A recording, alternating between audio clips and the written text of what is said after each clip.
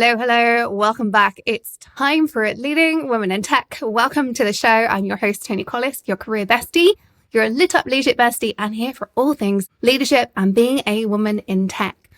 Let's talk about cooperation. Yes, cooperation as a leadership trait. One great indicator of your effectiveness as a leader is looking at your team and their willingness to cooperate. Cooperate with each other, cooperate with people inside the business, outside the team, people outside the business. Whether you are new to the role of leadership or you've been in that position for years, having the buy-in of your team to follow your leadership is key, and having their buy-in to be cooperative with each other is also key. Cooperative leadership isn't just about teamwork, it's about fostering an environment where team members actively collaborate, share knowledge, and work together to achieve those common goals that you set for them. Your team members are complex people, right? And if you've got a diverse team, which I hope you do, a diverse culture, the skill of cooperation becomes even more vital. And it's actually why early studies on team IQ with diverse teams showed that having a woman in a room full of men actually decreased productivity, where later studies actually showed an increase in productivity. The difference is the amount of inclusion and cooperation within the team. When we were putting one woman in a room full of men, and I suspect the same applies, I haven't found studies on this, but I suspect the same applies if you put one black person in a room full of white people. That person, to get the benefit of that diversity and the benefit of the new and unique perspectives and thought leadership, all that kind of stuff, cooperation has to be part of that equation. There's so much that comes when you have that cooperation within your team. Cooperation acts as a bridge. It unites individuals with different backgrounds, nurturing team dynamics, fostering that innovation. It's the key that unlocks effective communication, creating that sense of unity among team members, no matter their differences. And it empowers teams to exchange ideas, paves the way for building trust, and strengthening relationships. In today's episode, I want to go deep into the core principles of cooperative leadership. We're going to discuss cooperative leadership, what it is, how to develop these skills in you, your team, and broader than just that, and how to actually develop the positive outcomes that you are after as a result of developing these skills. By developing your cooperative leadership skills, you're not only enhancing your personal effectiveness, but also the overall success of your team. So let's get started.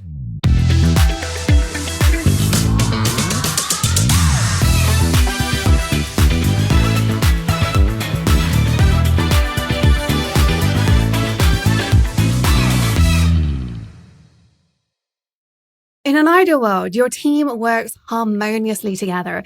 They combine their skills and their talents and their efforts to work towards common objectives. They're fully aligned on them and they work in sync perfectly. I'm sure you've experienced this personally. You've worked with somebody cooperatively and you just get each other. You're completing each other's sentences, but you don't step on each other's toes. You know which work to do and what work they're going to do, and they come together in harmony, and it's a beautiful synergy of outcomes. In the ideal workplace, you don't just have a team working, that harmonious synchronicity of cooperation, but you're going to work cooperatively with every peer and every other team in your organization without the more common, unhelpful tension between teams. Side note, there's such a thing as healthy tension, by the way, where teams are working together but push and pull based on their strengths. That's healthy tension. But all too often we're dealing with unhealthy tension, which results in friction and goes as far as animosity. We're after getting rid of that unhelpful tension. Having your team aligned to prioritize the greater good over their own personal interests takes work. It is possible, as well as alignment across your organization. But it is not going to happen overnight. But when you do get your team to that level, you will have a team that is collaborative, cooperative, and your output, productivity, and delivery will go sky high. If you've been told you need to up-level your team, or you're just feeling that way, cooperation is a great thing to be looking at. However, often in our industry, cooperation is not standard. For example, engineering and product and tech companies need to work side by side. But whether you're in one of these teams yourself or in an organization that has engineering and product, you've probably come to realize that there are common moments of conflict between the two departments. Disagreements, lack of communication. I talk about butting heads with my clients a lot. The differences of opinion because they come from deeply different perspectives. I often see this tension happen where product or engineering has more of a say than it should do. Engineering does work that product doesn't understand and needs to do work that product understands. And actually, product does a lot of things that engineers don't understand the driver for. And this creates this tension where people feel that they just can't get along. It's not unique to these two departments. It's just one that I see very commonly in the work that I do. But similarly, I work with many executive leaders who've told me that sales and marketing operate that way. There's a healthy tension and then often an unhealthy tension between sales and marketing, and who's to blame for things going wrong and not going to plan. Similarly, finance and legal are often in conflict with just about everybody else in the organization.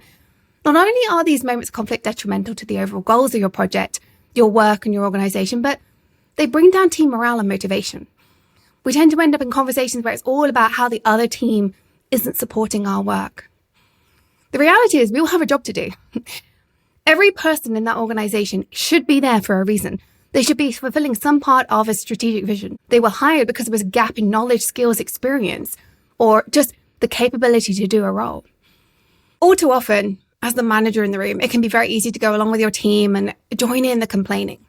But actually your goal is to figure out how to work together cooperatively as a whole. Figure out why that team exists. Why is it that they're saying what they're saying, and help your team see that too. So while it's important for you as a leader to help foster collaboration within your own team, you also need to be working on this multi-departmental collaboration if you want to be truly successful. It's imperative you encourage your team to work well and cooperatively alongside every other team in the organization. Now, there's a difference between cooperation and compliance. Your goal is cooperation. Cooperation comes from shared understanding of the team's goals and values. Cooperative leaders can nurture this shared understanding, inspiring active involvement from each member of the team. But compliance is just what it says, compliance, without the depth of belief in the greater good or an acknowledgement that this can be better. The collaborative approach is much more genuine than compliance, which often involves following orders without contributing to solutions. Trust is the cornerstone of effective teamwork and comes out as part of cooperative leadership, but it needs to be nurtured within your team, leading to open communication and productive collaboration. When you as a leader embrace trust, embrace your team's input, involve them in decision-making, you're going to show trust in them. You're going to be seeing the trust grow between them towards you. You're going to be strengthening the cooperation of your team. But I'm getting ahead of myself. That's one of the many ways that we are going to build cooperation. But first of all, let's talk about what cooperation does. It's about embracing this journey towards excellence. It's about allowing your team members to feel encouraged, to be in a safe space to express their thoughts, to get more done because they own more, but to also lean on each other when they don't know what they're doing. Let's talk a little bit more about those benefits. It allows you to create this place of belonging and safety. Your team's going to feel they can contribute their ideas and their ideas are valued. We've all had an experience where our ideas are valued, and we've all had an experience where they're not. Cooperative leadership is one of the ways that we actually build that space of being heard, being appreciated, but also being okay with our ideas being shut down because it's not the right thing at this point in time. When you've got true cooperation, there's a give and a take rather than it's all or nothing. One person gets all their ideas taken up, even the bad ones, and somebody else doesn't at all. Cooperative leaders elevate problem solving to new heights because you're able to have this constant backwards and forwards dialogue with your team.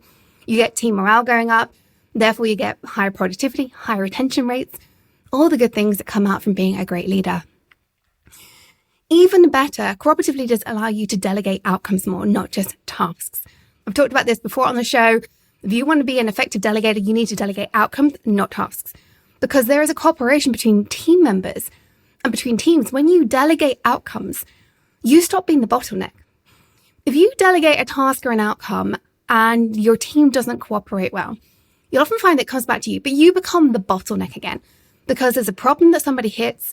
You have to go to another team member in your team and unblock things. You are the roadblock. But when you have effective cooperation within your team and across teams, you delegate an outcome. Your team knows how to deal with that.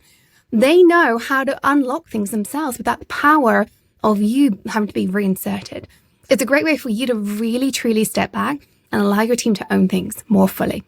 Now that you understand how great cooperative leadership is, how it fulfills all the things we talk about all the time on the show, how can you build these cooperative leadership skills? Well, there are 3 attributes in my mind. One is trust. Everyone must truly trust everyone else in order to believe that there is a sense of cooperation. The second is that there needs to be immense psychological safety and an environment of inclusivity. And then the third is a shared sense of purpose and clarity towards goals and outcomes. They need clarity and they need to be fully sharing in the purpose that's behind those outcomes you're delivering. Everyone needs to be headed in the same direction. I talk about our personal North Star. Well, your organization needs a North Star as well. Everybody needs to know where they're headed, how they're contributing to that North Star of your organization. Even if they have different motivations for taking that course, and we're all motivated by different things, and that is a beautiful thing, it doesn't mean there isn't a shared sense of direction. There has to be that for there to be a cooperation. So how do you get that? Why is it you're not there already? How do you get that trust, that psychological safety, and clarity of direction? Well, to start off, you need to practice active listening. I've talked about the art of active listening previously in the show. Go and listen to episode 158, link in the show notes, by the way, if you want to take a listen and miss that episode.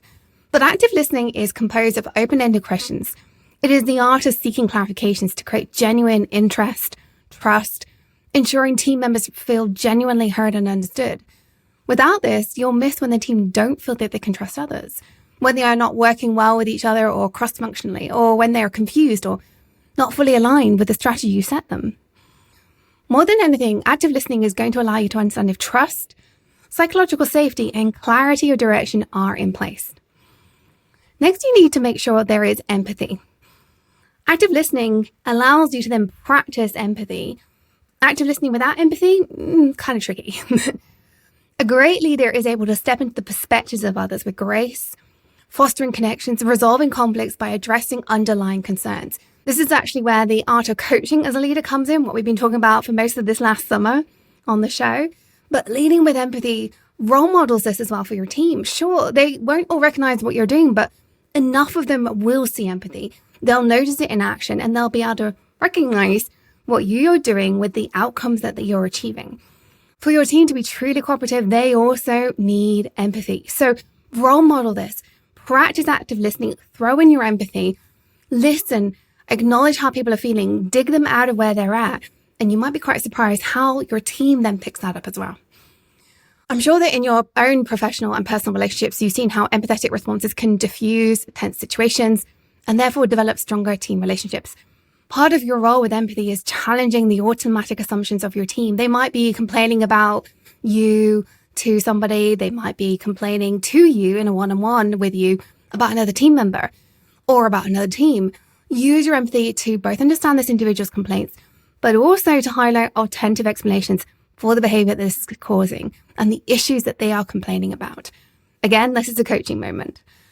You may need to do this at a team level as well. Part of the problem in my mind with conflicting teams is that there's an attitude from managers of agreement and allowing another team to be the cause of problems. What if instead you had an honest conversation with your peer in the conflicting team to get their side of the story? And then next time this comes up with your team, use empathy to build bridges by showing the issues from the other side. Do not be the leader who allows your team to complain about another team week after week without addressing it. You can also build a cooperative environment by fostering inclusivity, where brainstorming sessions and open feedback contribute to an inclusive environment.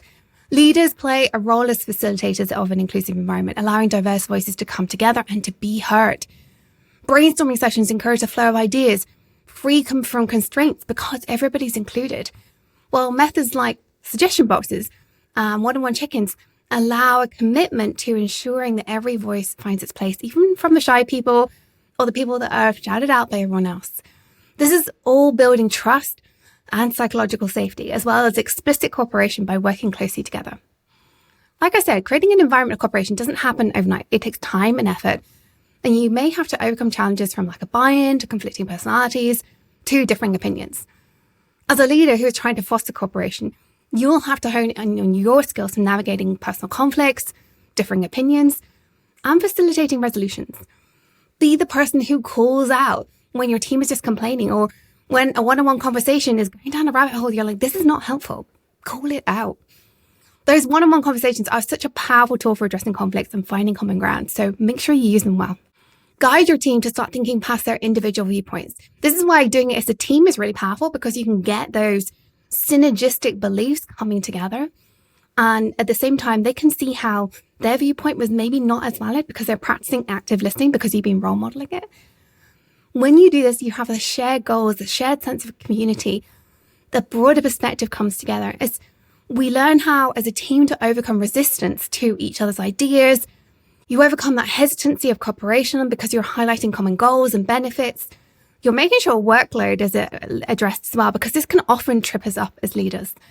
And as you evolve, you will find your team becomes less resistant. They're making more decisions by themselves, and you're trusting them more to do that in the first place. You ignite a sense of ownership that further fuels this spirit of collaboration. So we're really looking forward to an upwards spiraling trajectory here, where we start building this trust, this psychological safety, this inclusion. They start having better conversations and they get a benefit, and they have more trust, more inclusion, more psychological safety, more empathy, and it just spirals upwards. This is what you're really looking for, and you're looking to just navigate and direct that gentle spiral upwards. Open, honest communication is key. It eases concerns. It allows your individuals to cooperate. It challenges them to grow. It promotes more cooperation, and we enter that upward spiral.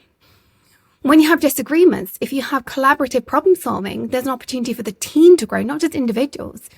You shift from tense to thoughtful, from negative feedback to useful feedback, to building bridges and strengthening relationships and improving team dynamics. It is a much more powerful team that is productive about its thoughts about other teams than negative about itself and other teams as well. You want your team to say, hey, how can we fix this?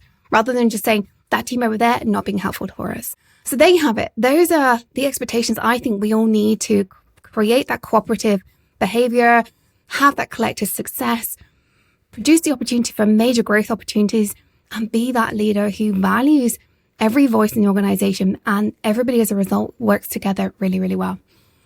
But let's, as always, finish with the mindset moment. I want you to realize that cooperation starts with you. I've hinted at this throughout today's episode, but I want you to start modeling this right here today. I want you to be talking about how you're being collaborative with peers rather than complaining about another team to your team, which we should never do. I want you to talk about how you're working with another organization, with another team, with a peer. Share with your team how you're resolving areas of disagreement, how workload is distributed fairly, how you work with people who perhaps aren't on your wavelength. If you aren't demonstrating cooperative behavior, why would your team know how to do it or want to do it themselves? That is your number one takeaway and your first mindset tip. Work on this inside you first before you can expect your team to do it. Remember, fostering cooperation isn't an overnight task. It requires consistent effort, a willingness to overcome challenges, dealing with personality clashes to different viewpoints. But the benefits are worth the investment. It leads to high morale, improved retention rates, improved productivity, and ultimately the shared success of everyone in the organization. So whether you're new to leadership or a seasoned leader, incorporate cooperative leadership from the get-go. Let's start doing this today and see your team and their work elevate. Remember, until next time, stay on your tech leadership game, follow dreams, because the world really does need your uniqueness as a leading woman in tech.